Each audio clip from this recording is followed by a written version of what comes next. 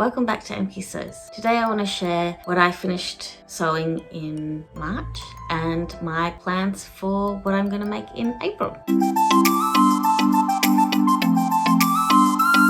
I had a really good sewing month. I finished 11 items. 11. That is quite an effort, I think. The majority of what I've made has been entered into Sew Frugal, so you might have seen these items if you follow me on Instagram. But if you haven't, I'm going to share pictures of them with you today and tell you a little bit about them. I have the adjustments that I made for each of the patterns written down, so if I'm glancing down, I'm probably just double checking that I'm telling you all of the different adjustments that I made for each of the patterns. So I'm just gonna move over a little bit so you have space over there to see what I've made. So the first item I made is the Handsy top by Seamwork. I hadn't made this pattern before, and actually I hadn't made any of the patterns that I'm going to share with you today before. The fabric I used was this strawberry coloured fabric.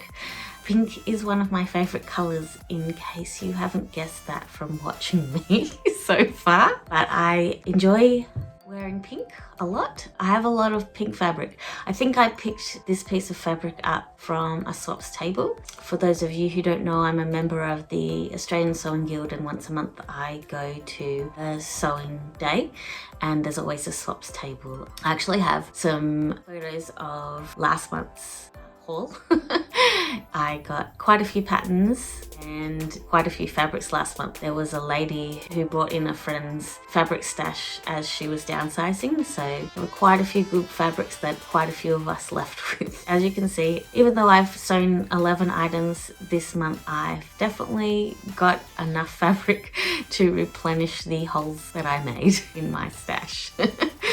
So back to the Handsy top. I started with a size 12 and I braided out under the arm to a size 20 to accommodate my bust. From the measurements given in the pattern, that's what it looked like I needed. And then I graded back into a size 18 at the waist because that's what I needed for that part of my body. The only other adjustment I made was the neckline to be slightly lower. And here's an image to show you how much I cut away. From the pattern image, it looked like it was quite hard cut, and I know that I prefer something slightly lower, so I just adjusted the neckline there. The Handsy top came with facings as part of the pattern, and I decided to use binding instead, and I decided to make the binding a feature so you can see the binding poking out of the neckline and also on the arms. The only problem with this item is the fabric is see-through, and I did not have enough of the same fabric to line it, and after making it I've decided I'll probably wear it with a singlet top underneath. In the photo I'm wearing it with a black one, but I hope in the near future to make a pink tank top that I can wear underneath. The next item I made was the Plantain Tee by Deer & Doe, which has been taken over by Closet Core, and I used a really cheap polyester fabric from my stash that has been in there for a while. It cost me about $3 a meter when I bought it. Definitely not a summer t-shirt for me, so hopefully I can get some wear out of it this winter. I'm really pleased with the colour. I love the colour and the polka dots are fun, and I really liked the fit of this item. I did make some adjustments. I braided out under the armscye again the same way I did with my last make, and that worked. The only thing that didn't work was the sleeves were a bit weird. I think they were a bit long, or yeah, they just didn't work, so I took a slice out of the sleeves to make them fit better, and after doing that I was really happy with the fit. The next item I made was the Lunar Tank by Helen's Closet. I made the straight size 12 to 14, and I actually think this was a mistake. I think I should have either gone up a size or graded out at the bust a tiny bit, so this doesn't fit the best, but when you're wearing it you can't notice. The only thing that I notice when wearing it is the neckline rides up as you're wearing it and you have to keep pulling it down. I think if I'd made one size up, I wouldn't have had that issue.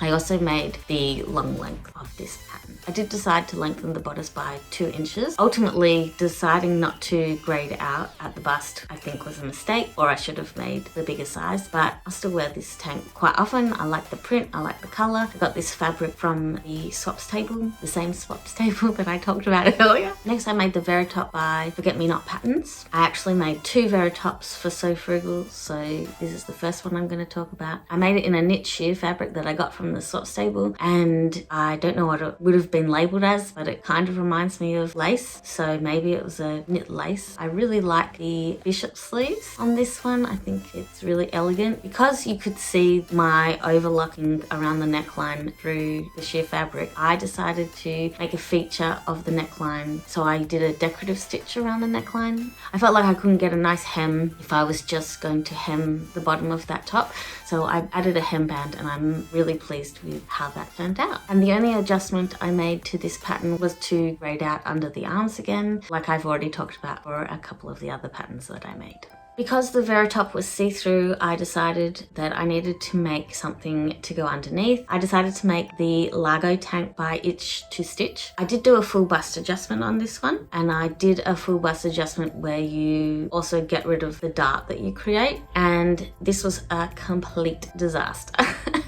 I made it up, I tried it on, and I wasn't happy. There was all this extra fabric around the bust. It didn't look like it fit. I turned it inside out. I pinned out the sections of fabric that I didn't want, and I then sewed a new side seam. So this definitely wasn't made as per the pattern. I'm happy with the finished product. I think if I tried this pattern again, I would do a full bust adjustment, but I'd leave the dart in, not try and get rid of it, and see if that changes how I feel about the top. This fabric I also found on a swaps table, and I'm really lucky that it matched perfectly with the sheer fabric from my last make, so I can wear them together. Next, I made a gift for my friend's child. I made the kids' bolero vest. It's really cute. I made it from scraps, and I've already given it to her, and hopefully she likes it. I haven't heard. After finishing all those makes, my dad decided to give me his shorts. So he had a few like secret pockets he wanted me to add into his short, and I'm actually hoping to do a video about that process later. So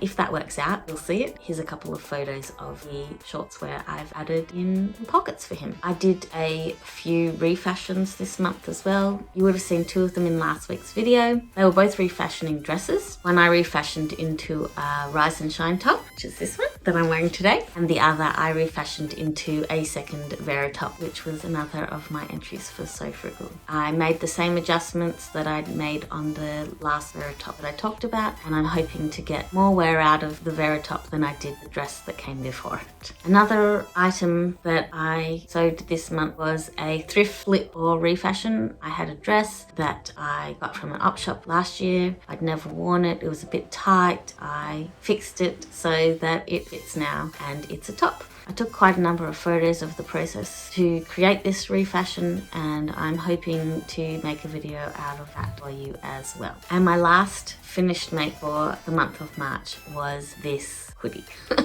I made this hoodie out of the Heather sweater from NH Patterns, and I used the pocket and hood from the Adult Classic sweatshirt by Peekaboo Patterns. I patchworked a whole bunch of my favourite jersey fabrics together and created the patchwork pocket, patchwork hood, patchwork cuffs, and patchwork hemband. I really enjoyed sewing this up, and I love it. I'm gonna wear it a lot, but as you can see, it's a little on the big side. I did make some pattern adjustments before cutting this out, and that was to grade out under the arms like I had for many other tops, but I think it's too big. So if I was to do this again, I'd still grade out under the arms. I just grade out less, so I would grade out to a smaller size than what I did. This one is obviously made from scraps. The grey fabric is a loop back crunch terry that I've had in my stash for a really long time.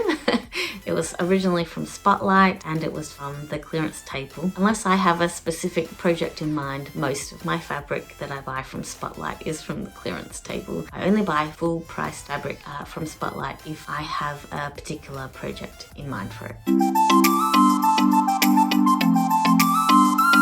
I I didn't make everything that had originally been on my plans list for March. I made 4 out of the 6 items that I said that I was going to make. Because I had 6 sewing plans and I only completed 4 of them, and I still managed to complete 11 items in total, I decided that maybe planning ahead is not 100% great for my ADHD. So when I feel the need to make something, I often go off on a tangent and make it. So I think my plans for April are going to be a little less structured, so I have more freedom to sew whatever takes my fancy or whatever mood I'm in. I just feel like I need a little bit less structure than I've had in my March plans. Ultimately, I want to have fun and sew what I want. My March sewing plans, I'm actually going to limit, oh sorry, I think I said March, but my April plans. I would like to sew a blouse for Sew April blouse. I'll show you a picture of what I made last year. It was a simplicity pattern and it was a dress and I turned it into a top. I made the blouse as a toile to make the dress and I still haven't made the dress, but the blouse is really nice and I like how it looks on me. So this year for Sew April blouse, I'm hoping to make a blouse. I don't know what fabric, I'm just going to use something from my stash. I'm not going to buy anything special. My next plan is to sew 4 sleep masks, 1 for each of us for our trip later this year. So that's it from me. I hope you enjoyed seeing everything that I made in March and my plans for April. Please like, subscribe and comment. You know I like to chat to you in the comments. But yeah, that's it from me. I hope you have a creative day and I'll see you next time. Bye! And if I keep talking this long about all of the items, we're never going to get through all of them. I decided, because I don't want to show everyone my bra and my stomach.